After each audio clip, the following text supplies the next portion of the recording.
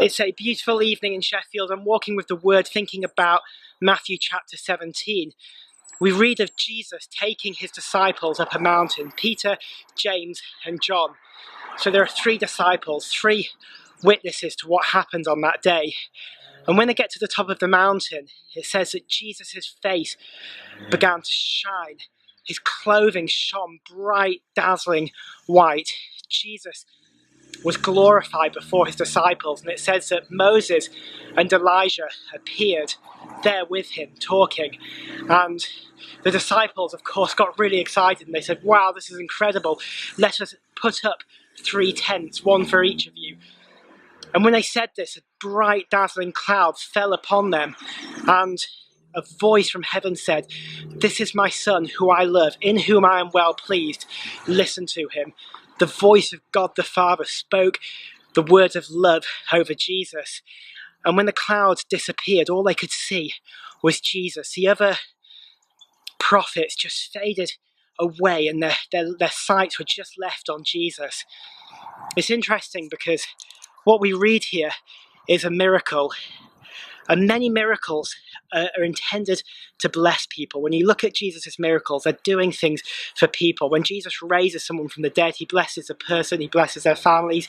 When he opens the eyes of the blind, he blesses a blind person. Jesus' miracles bring blessing into the world, and the transfiguration is a miracle, and I believe it brings a blessing into the world.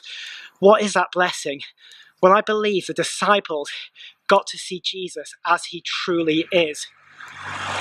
It's tempting when you read of the transfiguration to think that Jesus was being transfigured into some special state that wasn't normal to him, but I believe the transfiguration was a process of Jesus being seen as he truly is.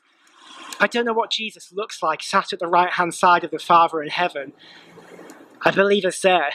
And I believe that what the disciples saw at the top of that mountain is much closer to what Jesus looks like in heaven than what they experienced of him every day as he was teaching and preaching and performing miracles.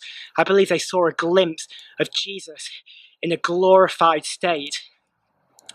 And I think this is what this miracle is about. And it's a miracle of revelation. It's a miracle of seeing Jesus as he truly is. So my prayer for you and my reflection from this story is that you would see Jesus as he truly is. I want to see him as he truly is as well.